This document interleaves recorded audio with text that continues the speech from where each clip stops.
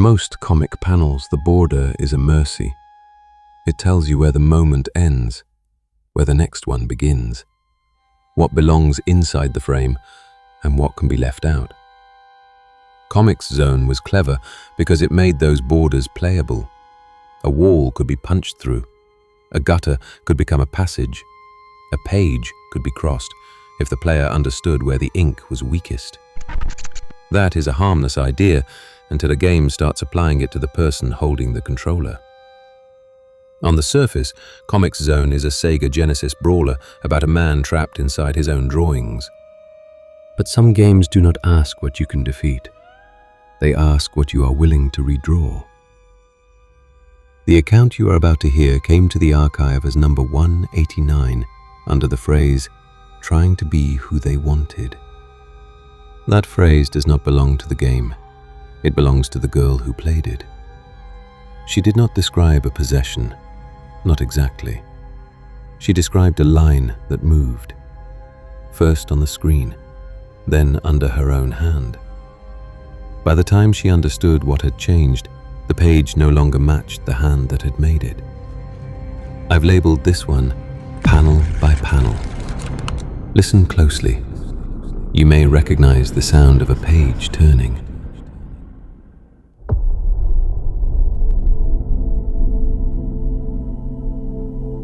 The first drawing my father ever saved was one I had tried to destroy.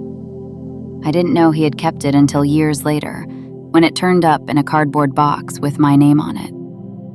The tape down the middle had gone yellow and cloudy. It split the girl on the page straight through the chest, holding together a body I had torn apart when I was 15. The paper was cheap notebook stock, soft at the corners from being handled too much. My old pencil marks had smudged gray along the fold. I had drawn her in combat boots and a long coat that made no practical sense. The shoulders were too broad. The hands were almost right, which felt worse than if they had been bad. When I lifted the page out, something shifted in my left ear. Not ringing exactly, not pressure, a dry little sound, like a page turning. After that, the rest came back faster than I wanted. If you'd asked anyone at school to describe me back then, artist would not have been the first word out of their mouths. They would have said tomboy, or weird, or the girl who eats in the art room. If they were being honest, they would have said target. Our high school hallways always smelled like floor cleaner with a hint of perfume. The ceiling lights buzzed loudest by the trophy case outside the front office, and the waxed floors held a dull shine all winter. The girls I secretly envied moved through those halls like they knew exactly where to put their feet. I moved through with a backpack full of comic books and a sketchbook I carried like something essential. I drew everywhere. Backs of handouts, edges of sneakers, inside my locker door, panel borders, motion lines, capes whipping in a wind nobody else could see. My notebooks were more art than actual notes. That was part of the problem, according to the girls in my class. In biology, while the teacher clicked through projector slides at the front of the room, a girl named Melissa leaned over my shoulder with one pink acrylic nail pressed against my worksheet. "Why don't you ever draw anything normal?" she asked. "Like flowers or eyes. Something people actually want to look at." I looked down at the superhero I had been half doodling in the corner. His jaw was still a rough line. His fist was more cube than hand. "I like this," I said. "It's not for you." Melissa gave that flat little laugh she used when she wanted other people to join in before she did. "Okay, boy." That label stuck. Tomboy. Boy-girl. Half the time they said it like a joke. The other half, like a diagnosis. At home, it was just me and my dad in a small rental house that always smelled a little like coffee and motor oil. He worked at an auto shop across town, the kind of place where the radio was always on classic rock and posters of bikini-clad models lined the walls. We had our rituals, He would come home, kick off his work boots by the door, and fry something in a pan that popped too much. I would spread my sketchbook across the kitchen table while dinner sputtered and steamed. The kitchen opened straight into the living room, so from the table, I could see the Sega Genesis under the television and the dent in the couch cushion where he always sat after work. If the front window was open, you could hear cars passing on the street and somebody's dog 2 houses down barking. "What's she supposed to be?" he would ask, loosening one boot with the toe of the other, nodding at whatever character I had half finished. "Not sure yet," I would say. "Maybe a detective, maybe a vigilante." He would squint at the page like he was checking a part number. "Looks like her coat weighs more than she does. You want to give her knees if she's got to chase people?" He did not get comics, not really, but he took them seriously in a way that mattered. He never cared whether they looked cool.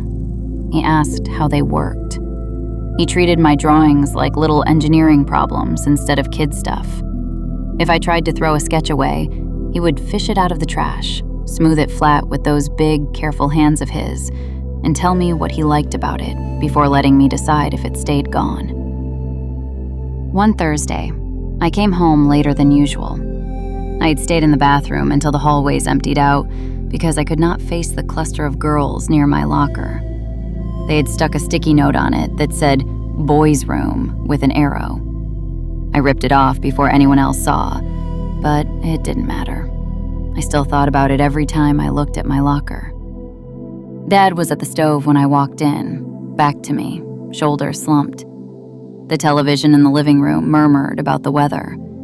I dropped my backpack harder than I meant to. It thumped against the wall and slid down. "Hey, kiddo," he called over his shoulder. "How's 10th grade treating you?" "Fine," I said, kicking off my shoes. He glanced back. His eyes did that quick scan they always did. Face, shoulders, posture. I knew he noticed the puffiness around my eyes and the way I was holding my arms tight to my sides. He did not press. "Homework mountain?" he asked. "Yeah." "Dinner in 10, he said as he gathered cooking utensils. I went to my room, dumped my bag on the bed, and found the sketch I had been working on during lunch. My desk lamp was still on from that morning, throwing the yellow circle over the mess. Pens without caps, notebook paper, an old issue of X-Men folded open under my math book. The room smelled faintly like pencil shavings and the orange hand soap from the bathroom. It was a superheroine, half finished. I had spent 3 days on her hands alone, trying to get the fingers right. Now the page just reminded me of the sticky note, of the laughter, of the word boy still stuck in my head. I crumpled it up and shoved it deep into the trash can by my desk. Then, because that was not enough, I pulled it back out, ripped it straight down the middle, and dropped both halves in the trash. Like the page was what had embarrassed me, and not the girls. When I came out for dinner, the trash can lid was shut. When I returned later, it wasn't. The sketch was no longer on top. At dinner, he did not mention it. He just cut my grilled cheese into triangles instead of rectangles the way he always did, when he thought I was too old to need fussing over. Then, after a minute, he reached for the ketchup and set the bottle beside my plate of fries without asking. That was about as close as he ever got to saying he knew I'd had a bad day. The next night, Dad came home with a plastic game case tucked under his arm. The Sega Genesis under the television was a hand-me-down from his coworker, hooked up through one of those RF switch boxes that never worked right unless you jiggled it first. Most of my games came from clearance bins, yard sales, or whatever somebody at the shop was getting rid of. I recognized the scuffed black case before he set it on the table. "I got this for you," he said, trying to sound offhand and not quite pulling it off. "Guy at the store said this might be right up your alley."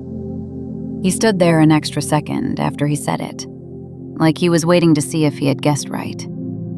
He slid it across the table. The cover was scratched cloudy in places, and there was a gummy rectangle near the corner where a used game store price sticker had been peeled off badly. A blonde guy in ripped jeans and a white tank top fought monsters inside comic book panels. The title, Comix Zone, was stamped across the cover in jagged letters that looked spray-painted onto the page. I flipped it over. Screenshots showed a hand made of pencil lines reaching down from the top of the frame, drawing enemies into existence as the hero ran past. Sound effects were written right onto the buildings. The words thud and wham. Cracked brick. Heavy ink. Comic gutters like little black hallways between frames. "He's stuck in his own drawings?" I asked. "Looks like it," Dad said. "Thought that was kinda cool. Cartoon tough guy, comic book thing. Made me think of your, He gestured in the air like he was trying to mime crosshatching. "Stuff." "My stuff," I said. I could not help smiling. He relaxed a little. "Yeah." We ate grilled cheese that was burnt on one side, like most nights. I inhaled mine and asked if he wanted to watch me try the game. "Sure," he said, but he lingered in the doorway instead of sitting. He watched while I opened the case, took out the black Genesis cartridge, and turned it over in my hands. The label was worn along the edge where somebody's thumb had rubbed it down. I slid the cartridge in. The power switch clicked. The Sega logo bloomed on the screen. The opening cutscene showed the hero, Sketch Turner, getting yanked into his own comic during a lightning storm. "That's dramatic," Dad said. "You love it," I said. He grunted, which was his version of yes. The first thing that hooked me was not the combat. It was the panels. Sketch would punch through a wall and tumble into the next frame, or rip the gutter between panels and crawl along it like a ventilation shaft. The edges of the world were visible and fragile. Ink lines shook when you hit something hard. I liked that. I liked seeing the scaffolding. The first time I died, a monster kicked me into a pit I had not seen. I laughed, tossed the controller on the couch, and said, "Okay, fine, this is harder than it looks." On the game over screen, for half a second, some text flashed under "Try again." It went by so fast I could not read the whole thing. My brain caught one word before it vanished. Trade. "See that?" I asked. "See what?" Dad said. Nothing. At the time, it still felt small. A word I might have misread. A hard game, an old cartridge. A father trying, in his own quiet way, to give me something that looked like mine. The first thing I noticed was my hands. The Monday after I got Comix Zone, I tried to draw a character in the margin of my English notes. Same pen, same paper, same restless energy. Different result. The lines felt wrong. My fingers did not want to move in the shapes they were supposed to. A straight line wobbled. A circle sagged on one side. The wrist came out too narrow. The knuckles lined up like beads on a string. I shook out my hand and tried again. Same thing. It was like my muscles had forgotten a habit overnight. At lunch, I sat under the stairwell and flipped through my old sketchbook, the one I had filled the year before. Those drawings looked alive. Not perfect. Some were embarrassing. Some had capes that made no sense and boots big enough to qualify as furniture. But they looked like they could move. The ones I tried to add that week just sat there. Flat faces, stiff hands, parallel scratches where my crosshatching used to curve around form. Every jaw looked forward, no matter how I angled it. But that same week, people started noticing me. It was small things at first. A girl in my history class, Paige, leaned over during a video and whispered, "Those boots are sick. Are they vintage? Where did you get them?" I mumbled something about a thrift store. She grinned like I had told her a secret rumor. "Mat tracks," she said. The next day, I walked into the cafeteria, already heading for the back corner near the vending machines, and heard someone call me over. Paige was half standing on one knee in her chair, arm up over the crowd, like she had been looking for me on purpose. "There you are," she said. "Sit with us." I remember all of it. How the light reflected off the shiny blue table, the smell of French fries and pizza, the crunch of the plastic chair when I sat down, the way my body kept expecting the table to reject me somehow. One girl moved her backpack off the chair beside Paige, but slowly, like she wanted me to know she was saving it. "You're in my bio class, right?" another girl said. "You like comics?" I nodded, waiting for the punchline. "My little brother's obsessed with that X-Men stuff," she said. "Which one's the guy with the card thing? Gambit?" I started explaining how his powers worked. For maybe 20 seconds, they listened. Then I heard myself getting too specific. Too much charge, too much kinetic energy, too much of my hands moving in the air. One of the girls looked down at her tray. Another started folding her straw wrapper into smaller and smaller squares. Paige did not laugh, but her smile thinned a little. So I stopped. "Anyway," I said, "he throws cards." That got the laugh. It was not cruel. That was the part that made it hard to understand. Nobody mocked me. Nobody repeated my voice back to me. Nobody asked a question just to watch me care too much about the answer. Nobody had to say stop. I could tell when I had gone too far. That night, I tried to draw again. I got as far as the rough outline of a body before my hand cramped hard enough that I dropped the pen. I stared at my fingers, then at the Genesis under the television. I told myself there was no connection. That would have been ridiculous. Art blocks happen. Hands get tired. Games are just games. Then I turned Comix Zone back on. The house was empty except for me. Dad was on late shift. The living room hummed quietly. Fridge, clock, baseboard heater. The low buzz of the CRT, blue-white against the walls. I played better than I had before. Not great, but better. I remembered where a monster would drop, when to jump, which panel had the item tucked into the corner. After I cleared a fight that had wrecked me the night before, Sketch landed in the next panel, and the background seemed to settle around him. The cross-hatching under a broken pipe had tightened. The shadows along the wall looked less like game art and more like penwork I recognized. Then a monster dropped from the top of the frame, and I kept playing. The next morning, I left my sketchbook at home on purpose. Not because I was trying to prove anything. That was what I told myself. I just wanted one day where I did not have to look at a page and feel stupid. Without it, lunch felt easier. I sat with Paige again. Somebody passed me fries without me asking. A girl from my math class asked if I was going to the football game that weekend, like it was obvious I might. Nobody asked what I had been drawing lately. Nobody asked to see anything. When I got home, I went straight to my room and tried to draw from memory. Just a face. Just one hand. It came out wrong so fast I closed the notebook before the pencil stopped rolling. That night, I turned the game on before I even took my shoes off. The title screen came up clean, except for the corner of Sketch's desk.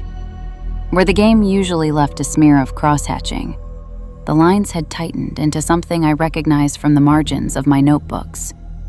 Short diagonal marks, pressed too hard at the start and lighter at the end. Then the music looped, and the corner blurred back into ordinary game art.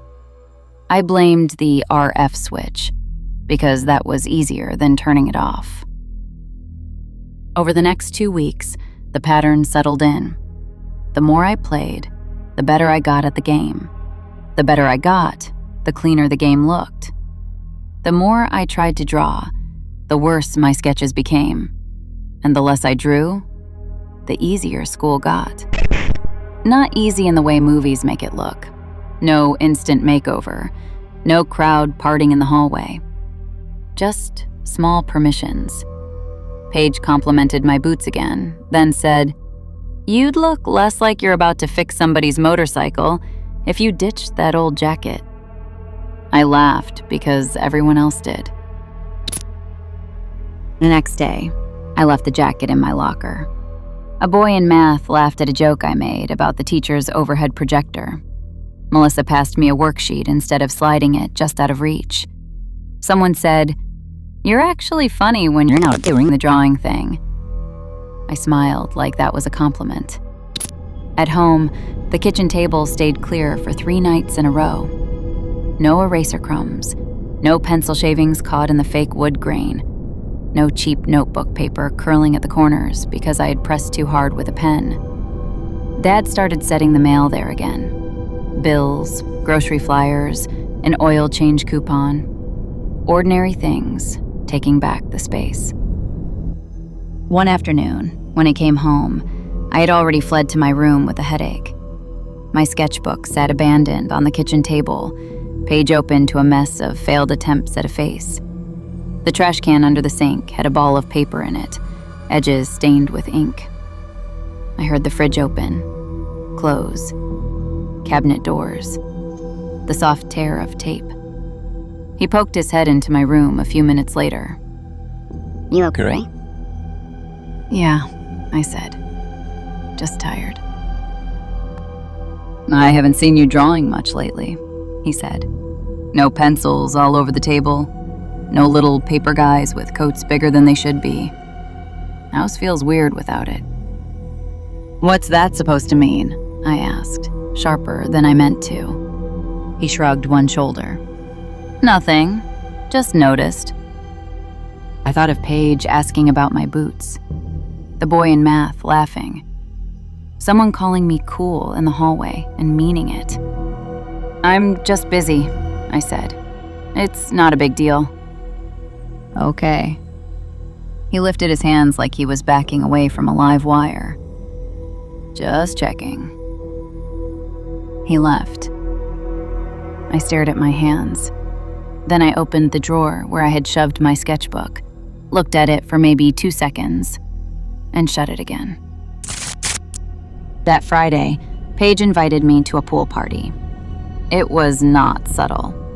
She said it in the middle of lunch, loud enough for everyone at the table to hear. "My parents are out of town this weekend," she said. "Pool, music, food. You're coming, right?"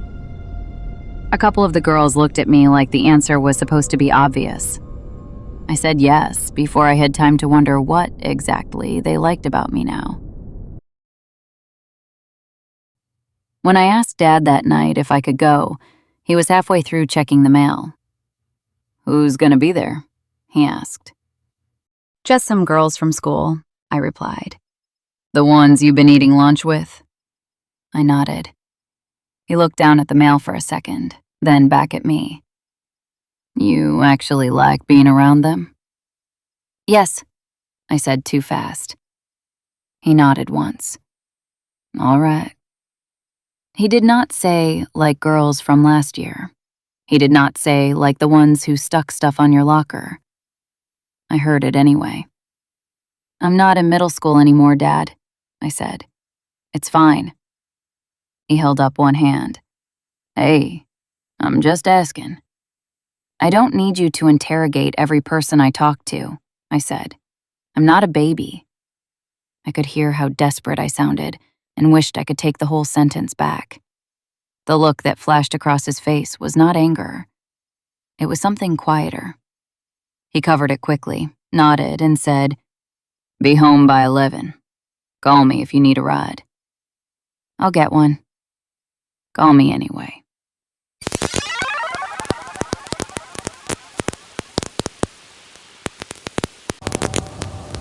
Miller's Auto Body. Collision repair, paint touch-up, and framework at honest local prices.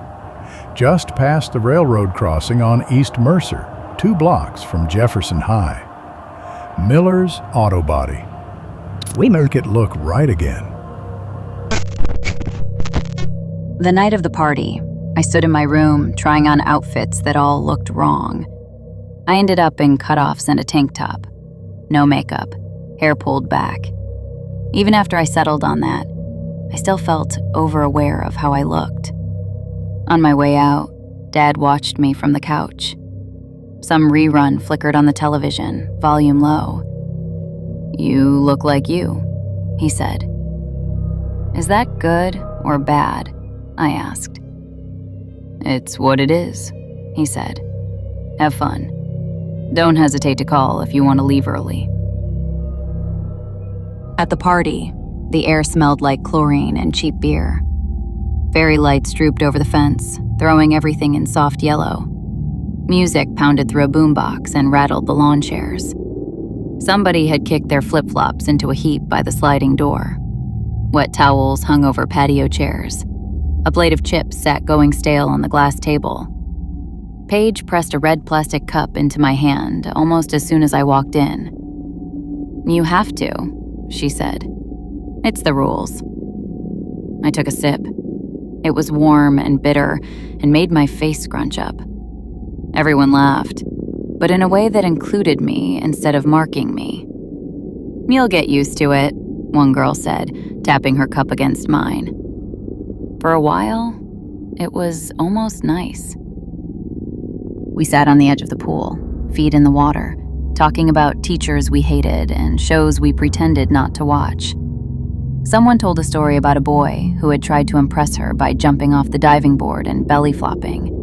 Everyone screamed with laughter. A couple of times, I almost brought up comics or drawing or something I actually cared about. Every time, I stopped myself.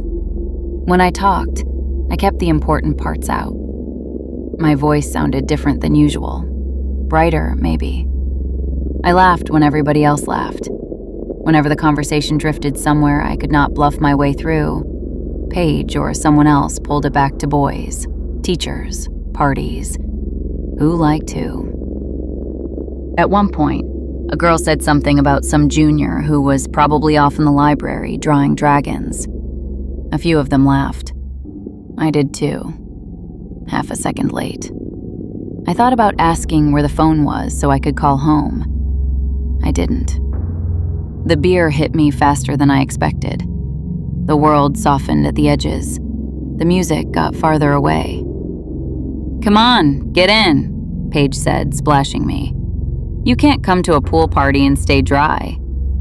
"I didn't bring a suit," I said. "Whatever. Your shorts will dry." She grabbed my hand. Everyone was looking. I stood up too fast, already laughing like I was in on it. The world tilted. My foot slipped on the wet concrete. I tried to catch myself, but my body and the water made the decision for me. I went in sideways, arms flailing. The water hit hard. Sound died. The world scattered into bubbles, blue tile, and the warped yellow dots of the fairy lights above the fence. Underwater, everything broke into panels. It made no sense, and I still knew exactly what I was looking at. The surface of the pool fractured into rectangular slabs, separated by black gutters, like somebody had laid glossy comic pages over the water and bent them. Each pane held a different angle.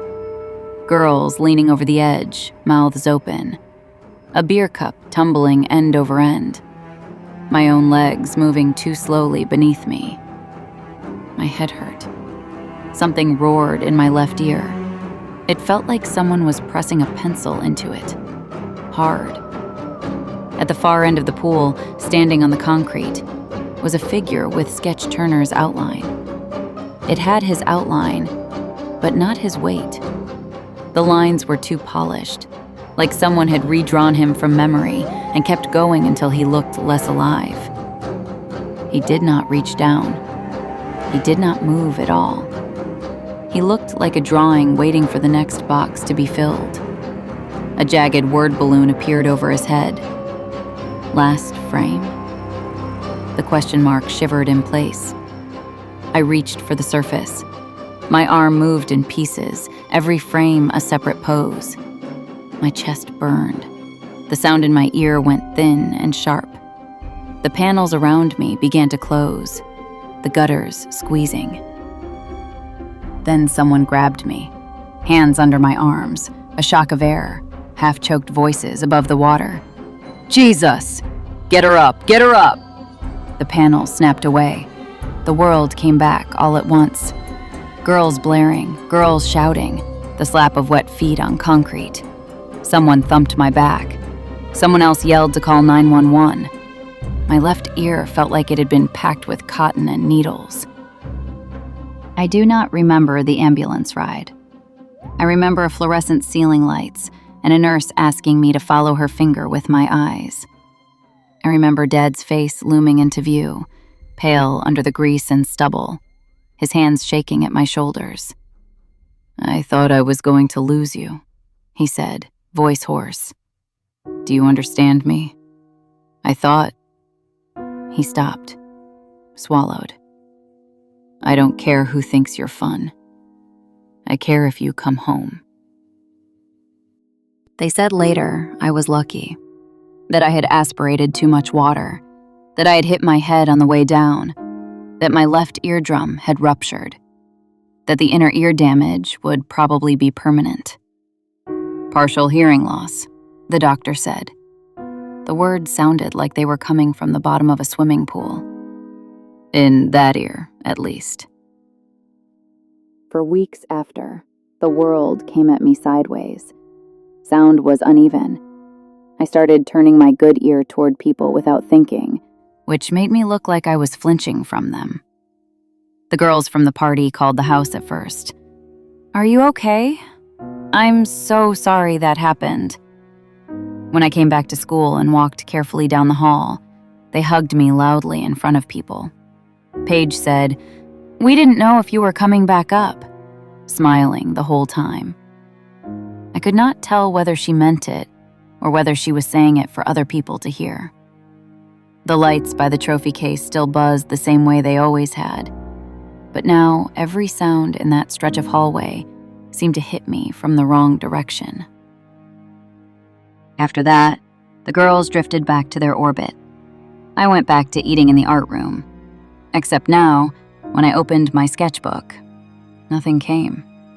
I had thought the accident might knock something loose, that almost disappearing under chlorinated water would flip some hidden switch and return whatever had been missing. Instead, my drawings were worse than ever. When I forced the pencil down, every body came out stiff. Every hand looked borrowed. Every face had that blank, forward-facing look of a paper doll before someone cuts out. One night, a few weeks after the pool, I sat in the living room staring at the blank television screen. The Genesis was still hooked up. The Comix Zone cartridge sat in its slot like it had been waiting. Dad was on an earlier schedule by then. He had drifted off on the couch, one arm flung over his face, work boots on the floor beside him. From where I sat, I could see the kitchen table off to the left in the dark, just the edge of it catching light from the television. The table was clear. No paper, no pencils, no eraser crumbs. Just the salt shaker and that day's mail. I told myself I only wanted to look at the art again, just for a minute. I sat there longer than I meant to. The room hummed around me. Television, fridge, baseboard heat. My hand was already near the console before I admitted what I was doing. I turned on the television, then the console. The title screen flared into life. The music hit, crunchy and bright. Sketch Turner glanced up from his drawing desk as lightning flashed outside his window. I had seen it 100 times. My thumb found start before I had finished telling myself not to press it. I pressed start. The panels looked even better now. Deeper shadows, cleaner ink. The backgrounds had layers I did not remember. On a wall on the first level, there was a graffiti tag that looked exactly like the one I used to draw on the margins of my notebooks. A stylized version of my initials, only smoother, improved. "That's new," I whispered. In the next area, Sketch paused beside a broken pillar. While I hesitated, trying to remember which crate had the health item, his idle animation changed. Instead of just shifting his weight, he flipped his pencil and started sketching on the wall behind him. It was rough at first. Then, frame by frame, the drawing sharpened into a figure. A girl. Combat boots, tank top, hair pulled back. Her face was a few lines away from being mine if someone had gone over my features with tracing paper and cleaned them up. A thought balloon appeared over Sketch's head as the last line went down. For a second, I expected words. The balloon stayed blank, except for a gray smear where the first letter should have been. The drawing smiled with a confidence I recognized and didn't. Then the panel shuttered, and the sketch sank into the background art, becoming part of the level. I didn't move right away. My thumb stayed on the controller, waiting to see what it would do next, to see what was left when it was done. "Okay," I said out loud. "Nope." I paused the game. The music muffled. The world shrank to that frame. At the bottom of the screen, instead of paused, a phrase flickered in blocky text. "Trade accepted." It pulsed once. Then it went back to normal. My left ear throbbed. Somewhere deep inside it, under the dull pressure, I heard the dry, papery sound of a page turning. I unpaused, then backed out to the main menu. Sketch looked up from his drawing desk. The bolt of lightning outside his window seemed a little closer than before. I pushed the power button on the console. The screen went black. Then I pulled the cartridge out. The plastic was warm in my palm. For a second, nothing happened. Then the television flashed white, just once, like someone snapping a photo. The air smelled faintly of something burned, paper or plastic, or ink too close to a desk lamp. Dad snorted awake on the couch. "You okay?" he mumbled, blinking. "Yeah," I said, holding the cartridge in both hands. "I'm done." "Done what?" he asked. I looked down at the cartridge. Trying to fit in places I didn't fit, I guess. He squinted at me, still half asleep. "Sounds like a lot of work." I smiled, a little shaky. "You have no idea." He pushed himself up, grunting. "You want to bring your sketchbook out tomorrow? I miss your weird superheroes." I thought their coats were too heavy. "Yeah, well," he said, rubbing his eyes. "I also thought 8-track tapes were gonna make a comeback. What do I know?" The next day, I sat at the kitchen table with my sketchbook open and a pencil in hand. Nothing miraculous happened. My lines were still bad, my hand cramped. The hero I drew looked like he had lost a fight with a photocopier. The thumb came out wrong twice before I stopped trying to fix it. But every time I wanted to give up, I heard that faint page turn sound in my bad ear, and underneath it, my dad's voice. "Does that sword actually work like that?" So I kept going. I never played Comix Zone again. Years passed. Dad's hair went more gray than brown. I got hearing aids and learned the small daily habits of them. Batteries, cleaning tools, remembering to turn my good ear toward soft voices in restaurants. I became a graphic designer for a small marketing firm. Layouts, logos, brochures, corporate visual systems. Graphic design suited me because it had rules. Margins, grids, alignment, color systems. A logo could be judged clean or unbalanced. A brochure either led the eye correctly or it didn't. Nobody asked whether the hand looked alive. On a visit home one winter, I helped Dad clean out the hall closet. We unearthed old coats, broken umbrellas, a milk crate of VHS tapes, a dead flashlight, and 3 board games missing half their pieces. At the very back, under a stack of flattened gift boxes, was a cardboard box with my name on it in his handwriting.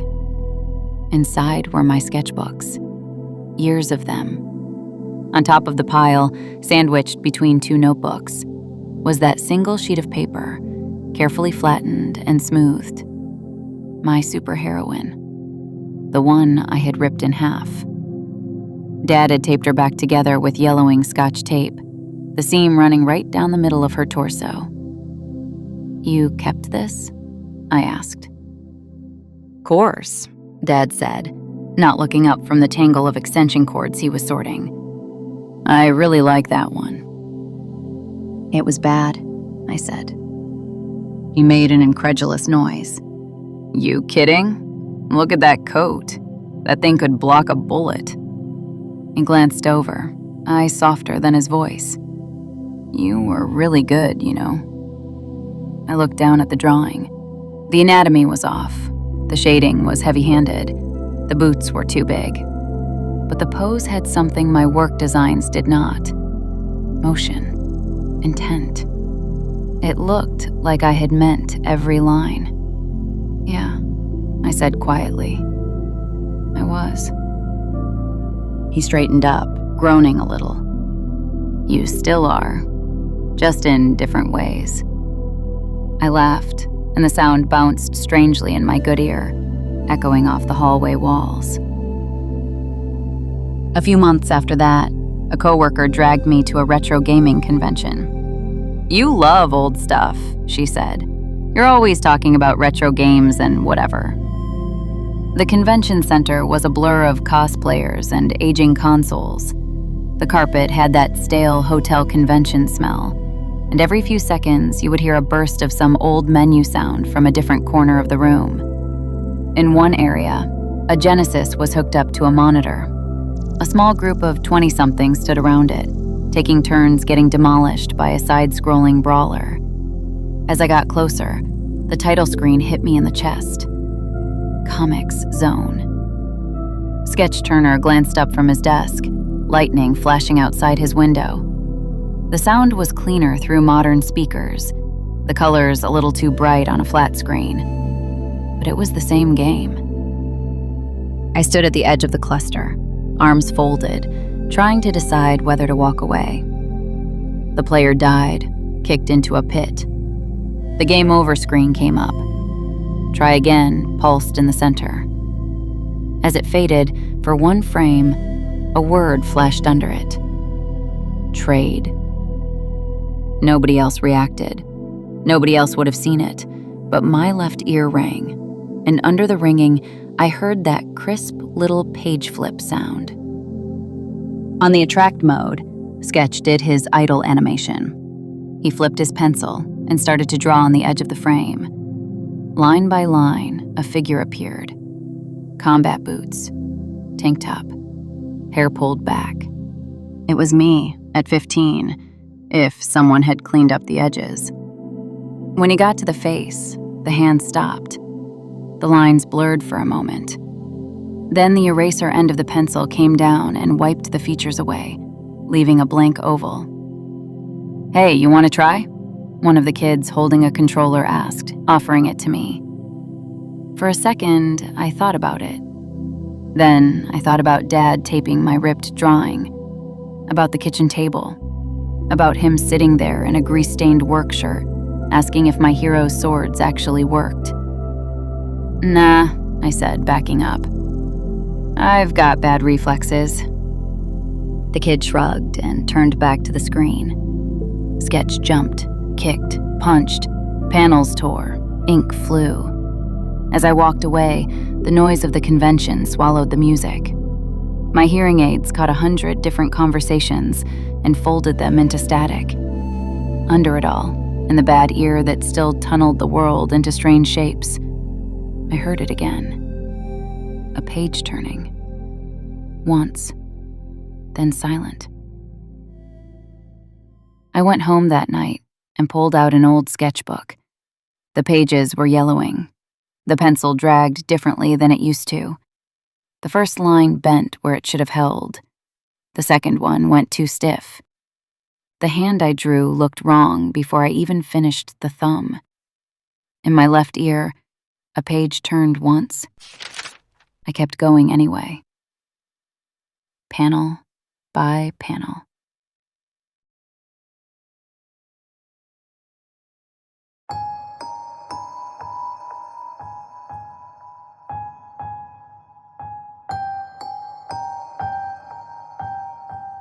Officially, Comix Zone is just a clever brawler with a gimmick. Panels. Gutters. A hero named Sketch Turner punching his way through his own drawings while a hand from somewhere else keeps making the page more dangerous. That is what the box art shows you. That is what the reviews remember. That is what plays at retro conventions when someone plugs an old Genesis into a borrowed screen. What does not show up in the manual is the other thing a game like that can do. Not to your reflexes, to your sense of shape. The lines on the screen steadied. The ones on paper did not. Lunch tables opened, the kitchen table emptied. Her father saw the drift before she did. He did not know about speech balloons that changed when no one else was looking. He did not know why the cartridge was warm or why a page could turn in an ear already damaged by water and pressure. He only knew the table had gone clean, that the girl who used to argue about coat weights and sword designs had started laughing half a beat late. He thought he was giving her something that belonged to her, a cartridge where art mattered, a way to feel less alone. And in a way, he did. The archive has other accounts that rhyme with this one. Skill for safety, obsession for answers, a private self pressed flat enough to pass through a public door.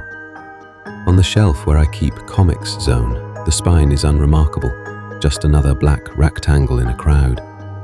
But I know what is pressed between the plastic and the board. Some offers do not erase you all at once. They redraw the edges first. So, if you hear the sound of a page turning, make sure you know which side of it you are on.